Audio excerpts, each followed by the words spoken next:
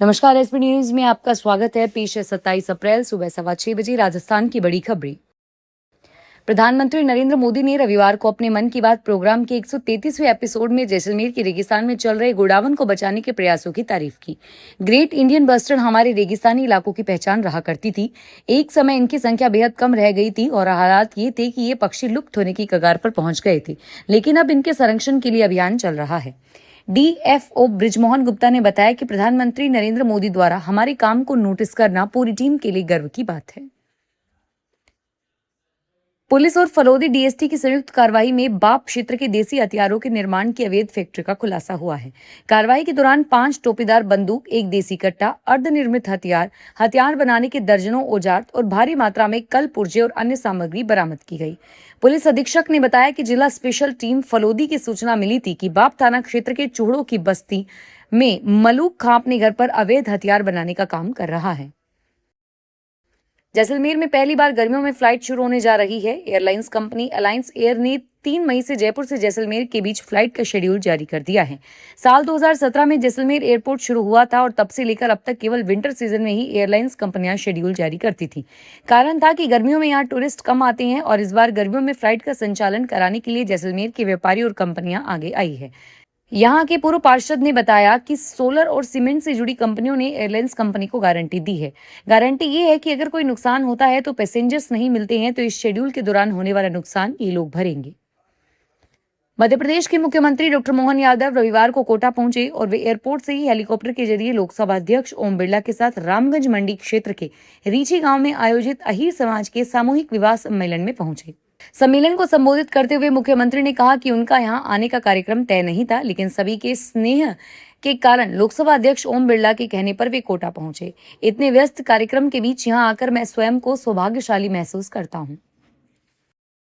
Sub inspector भर्ती 2021 मामले में सुप्रीम कोर्ट आज सोमवार को सुनवाई करेगा। जस्टिस दीपांकर दत्ता और जस्टिस सतीश चंद्र शर्मा की पीठ चयनित अभ्यर्थियों की अपील पर सुनवाई करेगी।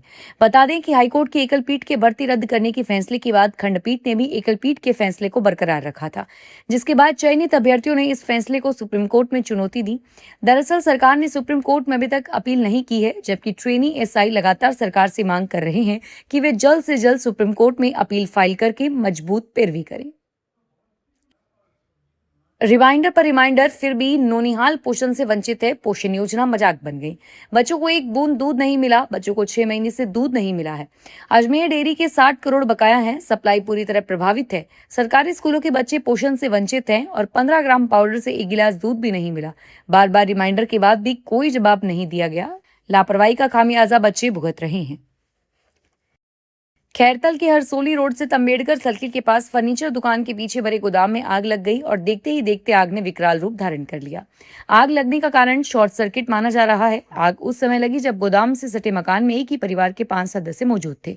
व्यापारी संजय जैन ने बताया कि उनकी बेटी पलक जैन को सबसे पहले आग लगने की भनक लगी और उन्होंने तुरंत घर वालों को सतर्क किया। महाराष्ट्र में शुरू हुई खाद बीज विक्रेताओं की बेमियादी हड़ताल की चिंगारी अब राजस्थान पहुंच गई है। Rajasthan agriculture input dealers association के आह्वान पर सोमवार 27 अप्रैल को भीलवाड़ा जिले के सभी खाद बीज विक्रेता 1 दिवसीय सांकेतिक हड़ताल पर रहेंगे। इस देशव्यापी आंदोलन के समर्थन में जिले भर के कारोबारी अपने प्रतिष्ठान पूरी तरह बंद रखेंगे।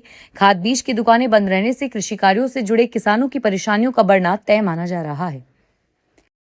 दौसा में पुलिसकर्मियों ने अपने ही थाने में पोस्टेड मेस कर्मचारी की बेटियों की शादी के लिए मायरा भरा। दौसा के गडोरा के रहने वाले मेस कर्मचारी रामकेश पटेल जयपुर के कानोता थाने में काम करते हैं। थाना प्रभारी ने बताया कि 2 दिन पहले रामकेश की बेटियों की शादी थी। ऐसे में पुलिसकर्मियों ने 2,21,000 रुपए नगद, कपड़े और अन्य सामान भेंट किया। गडोरा निवासी रामकेश 11 साल से पुलिस थाने में मेस में काम कर रहा है। ऐसे में उसकी बेटियों की शादी आर्थिक संबल देने के लिए सभी पुलिसकर्मियों ने मिलकर उनका साथ दिया। सवाई माधोपुर के रणथंभौर टाइगर रिजर्व में बागिन टी 107 सुल्ताना का बेटा टाइगर आरबीटी 2511 मलंग एक बार फिर मंदिर मार्ग पर आ गया। इसके बाद मंदिर द्वार की ओर वह चलने लगा और कुछ कदमों का फासला तय करके राम सिंह गेट द्वार से जाकर बैठ गया। टाइगर का मूवमेंट करीब 10 से 12 मिनट तक रहा और इस बीच यहां से गुजर रही गाड़ियों की रफ्तार धीमी हो गई। धौलपुर जिले के मान्या थाना क्षेत्र के घड़ाइश गांव में रविवार दोपहर एक दर्दनाक हादसे ने पूरे इलाके को झकझोर दिया। गर्मी से राहत पाने के लिए पार्वती नदी में नहाने गए बच्चों के साथ यह हादसा हुआ, जिसमें 3 मासूमों की जान चली गई।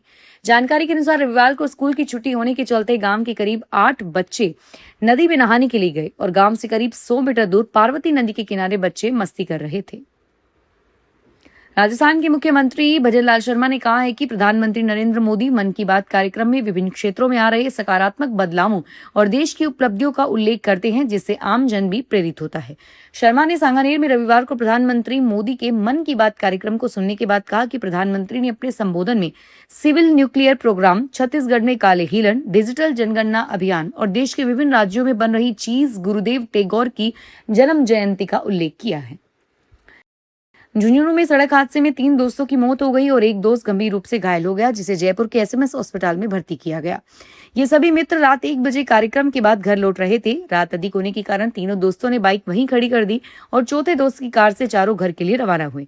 घर से 5 किलोमीटर पहले कार के सामने मवेशी आने से कार अनियंत्रित होकर 4 बार पलटी खाते हुए सड़क से खेत में जा टकराई।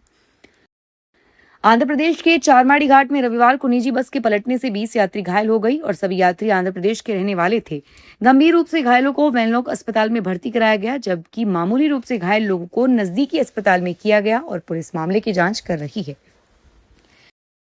रेलवे ने जम्मू कश्मीर के बर्फीले और ठंडे मौसम के लिए विशेष रूप से डिजाइन की गई वंदे भारत ट्रेन लॉन्च की है, जो 30 अप्रैल से जम्मू से श्रीनगर तक चलेगी। यह मैच 6 घंटे में अपना सुहाना सफर पूरा करेगी। विशेष वंदे भारत ट्रेन में सिग्नेचर सेमी हाई स्पीड बरकरार रहेगी और इसे पहली बार ऐसी विंटराइजेशन तकनीक का उपयोग किया गया है जो इसे -डिग्री तापमान में भी सुचारू रूप से चलाने में सक्षम बनाएगी। पानी के टैंकों में 1800 वोल्ट के सिलिकॉन हीटिंग पैड लगाए गए हैं और साथ ही बायो टैंक और सहायक टैंकों में भी विशेष हीटिंग व्यवस्था की गई है ताकि स्वच्छता बरकरार रहे। फिलहाल इस बुलेटिन में इतना ही और फिर हाजिर होंगे तमाम बड़ी खबरों के साथ। धन्यवाद।